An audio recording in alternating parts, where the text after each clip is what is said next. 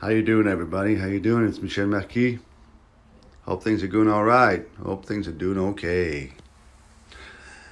Hey, I went to the river yesterday, as you know, and it's the strangest of things, strangest of things. Strangest of things.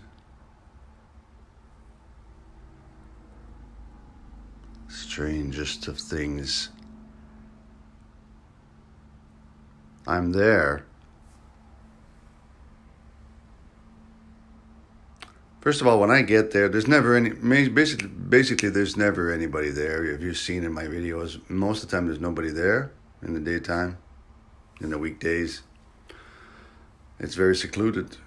So I get there. Something tells me to go there yesterday. I was feeling quite low.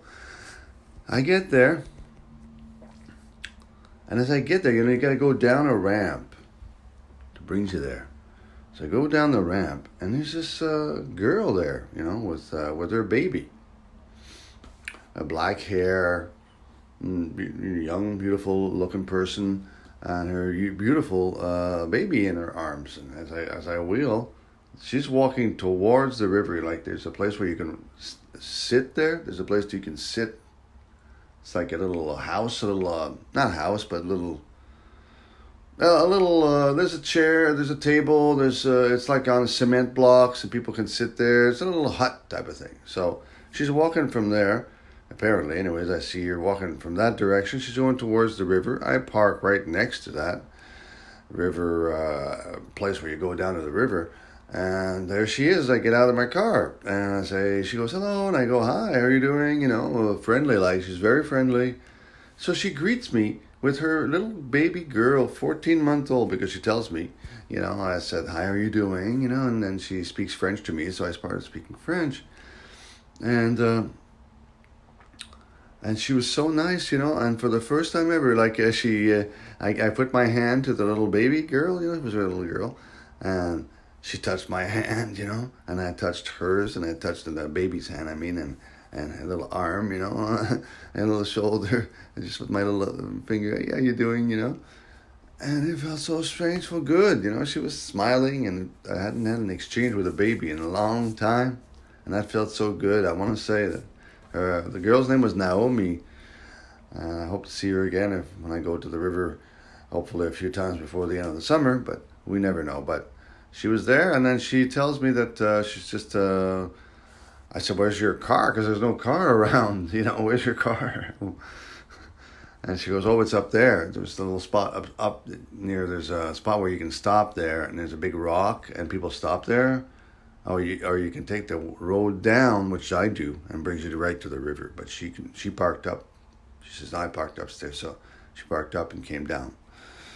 So that's probably why she seemed to be walking from the direction of that little hut, because that's down from that little hill sort of thing. So I said, okay. So she was going to go pick up her husband. So we had a chat. She was very nice. And there she was. It was like almost like the Madonna, with her little baby.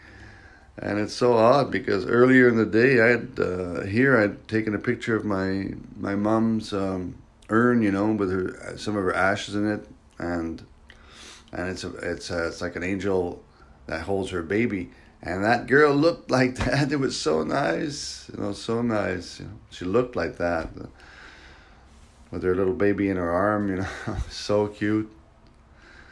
Anyways, then she left. I went to the river, walked to the river a little bit, and the video, I talked about her a little bit in that video. And then I'm up there. I'm walking back up, and then there's this guy who comes over with a big. He's got a big SUV, black. He shows up this big black SUV, this really sharp black jet black fishing boat, gear on it, and he's backing up his SUV.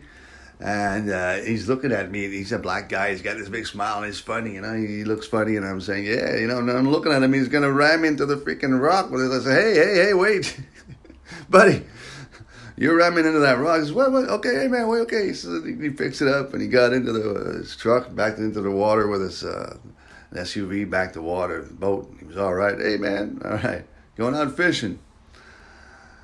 And then that was great. It was a nice experience, and then a nice exchange, really sharp, the guy, like, I felt like that. I mean, man, you really like the color black. You're really into it. Right on, proud of it. Cool, man. It was nice. And then I went and I did a little video on the medium experiences that I've had, and if I want to convey these messages that I've received and so on. I'm having concerns of whether I should do that or not, and I'm questioning myself. So I do that on that little hut. I go to that little hut spot, and I do my little video. Then after the video, I'm having some thoughts, and I'm walking towards my car, and I say, I'll go to the river again last time. And there's this guy sitting at my table. Well, it's my table. I usually always use it. He's sitting at the table I always use. And he's a thin guy. He's got a dark gray suit with a tie, a little shirt and tie. And he's sitting at my table. And I'm saying, so I'm walking towards there, I say, how you doing? How you doing? And we start talking, and he starts telling me, yeah, he says, I used to come here a lot. I said, oh, really? He says, yeah, I used to fish here a lot. You a lot of fish for bass and another kind of fish, he told me. I said, really? Wow. He says, yeah, my uncle had a 26-footer or 27, if I can't remember. 26-footer, I remember. He says, that's a 26-footer over there, isn't it? And he says, you see a boat come, a cruiser. He says, a cruiser, 26-foot cruiser, right? I said, I don't know. I don't know enough about boats, my friend. My fishing experience is going to the Rideau Canal when I was a kid, and I lived on York Street, We go to the Rideau and we'd fish, And that was it. I said I didn't have any other really fishing experience, but he was really into it. Then he says, you know where I'm from, where I'm coming from? He says, I'm just coming from, he says, then he tells me he's from Curran. He says, I'm from Curran, Ontario, I said, really? And I'm telling him I'm from Quebec City. I moved to Montreal when I was a little boy, then Ottawa when I was 7, still a little boy. And all that and stuff. And then he tells me that he's actually coming back from his grandfather's funeral. And I said, wow, really? Funeral? Oh, my God, So we talked about it. And then he says, just briefly, then he says, it's about energy. He says, I had an accident and I realized things in my life. And he says, things they don't teach us in school, he says to me. I said, really? He says, yeah, that's energy, right? Energy is everywhere. We're energy. And he says, and how does he say that to me again? He says, yeah, we're all connected too. He says, they didn't teach me that. I said, well, really, I know. I didn't know what to say, I wasn't, wait a minute, what's going on here?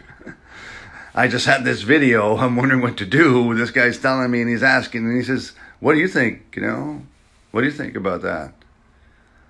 And I said, well, my friend, I told him my name. I said, my name is Michel. Who are you? And his name was Regis. I said, Regis. And I said, well, I'll tell you, Regis. I just did a video. I'll tell you my story. I just put that in that video and about a person passing. And it was my mother and her connection with my soul and so on. I said, so I understand you. And he says, can I? And then I said, well, you want to see the video? He says, yeah. So I showed him the video of mine that I put on Instagram just a few minutes previous to meeting him, about my doubts about what I should talk about this. And he says, after he sees the video, he says, yes, I want to know. Tell me, please. How does that, now you got to tell me. He says, now you have to tell me. He says, I'm here now. You got to tell me, how do you rebalance the souls? I said, well, explain how the souls get rebalanced. It's a karmic action. That was shared to me by souls from beyond. And then he wanted more, and I explained to him the origin of souls. That was explained to me by the one. And so he was really into it, and he loved hearing it. And then he started asking me more, and I could only give him. And he said, "Oh my God," And he was so taken by it, and he loved it. And what he did is ended up making me share what I was wondering if I should share. He made me share right there on the riverbank. I didn't expect it. He tricked me, my friend Regis. I love him. So I ended up having to do my sharing that way and finding out that it's a good thing to do. And it helped him. And it made me feel good.